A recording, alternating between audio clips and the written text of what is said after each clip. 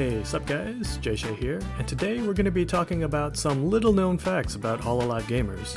First off, Hololive GAMERS is a subunit within Hololive consisting of Shirakami Fubuki, Okami Mio, Nekomata Okayu, and Inugami Korone. I'm going to dive right into the origins of this group, and by origins I mean when this group was first announced. And to do that, we're going to take a look at this article published in the PR Times. The PR Times is a public relations company that focuses on press releases. As of 2021, about 50% of all listed companies in Japan use PR Times for press releases. This article, posted on December 6, 2018, announces two things: the arrival of a new Hololive team, named Gamers, and the debut of Okami Mio. So right here it says, Hololive GAMERS to wa, essentially what is Hololive GAMERS? And the key lines here are VTuber 同士のゲーム大会などでの活躍を目指して設立したゲーム実況やゲーム大会を中心に活動するホロライブ専属 VTuber による新ユニットです。In other words, established for the purpose of joining VTuber tournaments, Hololive GAMERS is a new unit that will focus on gaming streams and gaming tournaments. And for those of you that have been watching Hololive GAMERS, I'm pretty sure you've noticed they haven't been in a lot of gaming tournaments, outside of Hololive that is. And yeah, we'll talk about that in a second.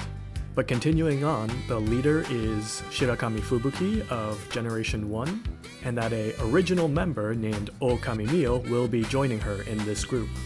It also says that they may consider adding other original VTubers down the line. Going down a little bit, here it says Team Logo.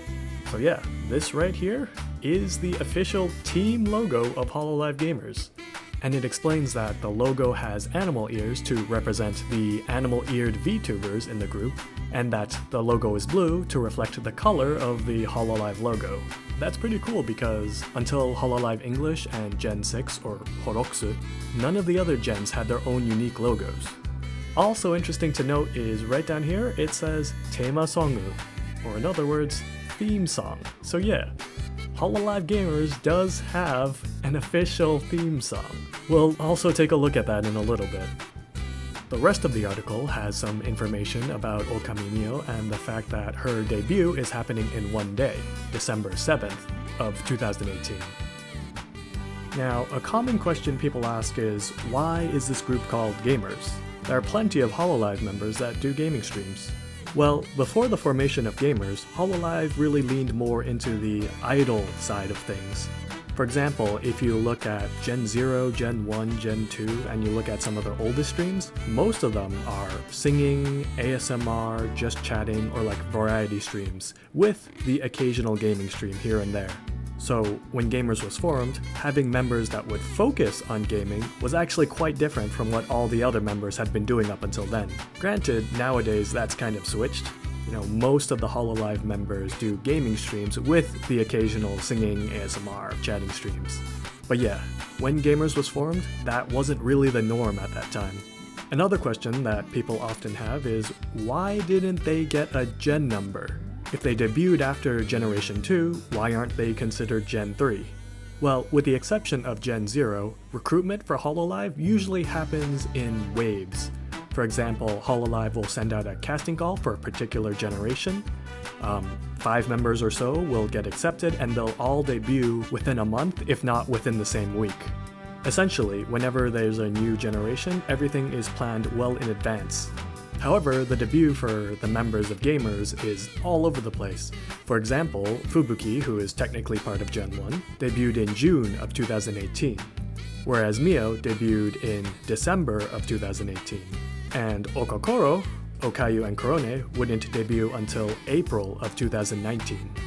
So whenever Hololive debuts a new generation, everything is planned well in advance. Whereas for Hololive GAMERS, it was more kind of a daisy chain of friend invites. To explain that better, we're gonna look at a couple clips of where the Gamers talk about how they joined Gamers.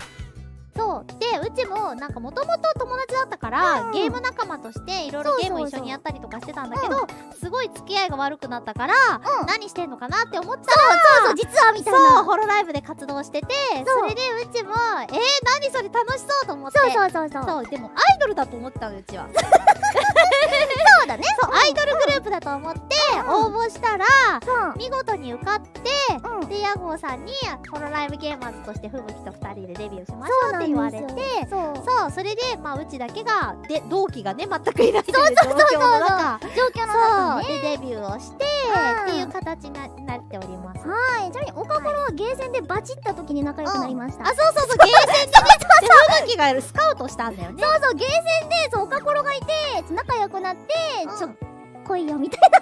そうそんな感じで、で屋号さんも OK 出してくれて、おかころが来たんですね。なのでゲーマーズが生まれました。どんなオーディション？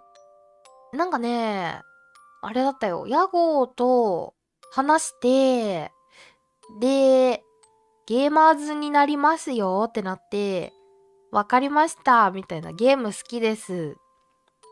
じゃあ、ちょっと採用かどうかはちょっと待っててくださいねってなって、その日の夜に採用が決まった。その日の昼に面接して、その日の18時に採用決まった。オーディション受けた時どうだったって。オーディションか。これね、受けてないからな。そうなの？おかゆの紹介で入ったかな。入ったから。慣れてきたんだ。そうだからこれはね、受けてないよ。なるほどな。うちと吹雪とね、2人がね、おかころを連れてきたんよね。そうそれでゲーマーズになったんよ。あ、そうなんだ。なるほどね。そうだからポケーって入ってきて、今こんなになりました。ポケポケ系でかくなっちまったな、随分な。ねえ、ありがとうございます、本当に。So yeah, you could see the formation and recruitment process of gamers was kind of haphazard compared to the usual proper, orderly formation of a new gen. Now, going back to when Gamers was first announced, along with the press release, there was actually a trailer that dropped on Fubuki's channel on the same day, December 6th of 2018. So right now I'm gonna play some of it on the background here. And of note is, remember that theme song that was mentioned in the press release? Well, yeah, the music that's playing right now for the trailer, that's the theme song. I don't think they've ever used this music outside of this trailer. Feel free to correct me, but I just... Also, notice the Fortnite clips.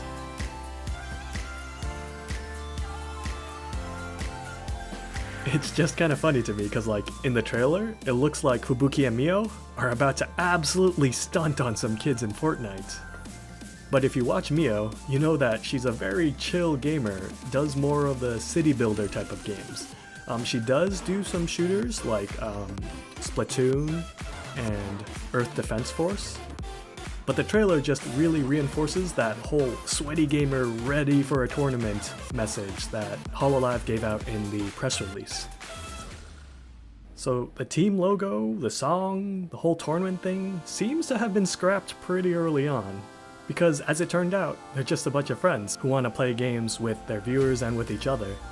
Though I do understand the whole tournament angle. I don't think any of the gamers have been in tournaments until Korone recently. She was in the Street Fighter 6 CR Cup. That was an absolutely massive success for everybody involved. For example, Korone got a lot more viewers than usual and a lot of new subscribers from those CR Cup streams. And same for the Street Fighter 6 pros. In fact, let's look at Nanae, who is a well-known esports caster or commentator in Japan. He wasn't a competitor in the tournament, but he was brought on as Korone's coach. You can see that before the CR Cup, his streams are getting around 3,000, 5,000 views. But during the CR Cup, 40,000, 50,000, 100 here, 200 there. I'm sure Street Fighter 6 enjoyed a massive boost as well, with lots of new people being interested in the game. As the saying goes, a rising tide lifts all boats. I know that saying usually refers to the economy, but like here you can see how, a tournament is a win-win-win. It's great for everybody involved. So you can really see why when Hololive first announced Gamers, They included tournaments as one of the cornerstones of this new group. It makes perfect sense on paper and in practice. And yeah, there may be an alternate universe where Hololive GAMERS enters into esports tournaments where we see their logo flashed on the big screen, we hear their theme song played before the team entrances. But you know what? I'm pretty happy with what we got in this timeline. Just a bunch of friends playing the games they love on YouTube.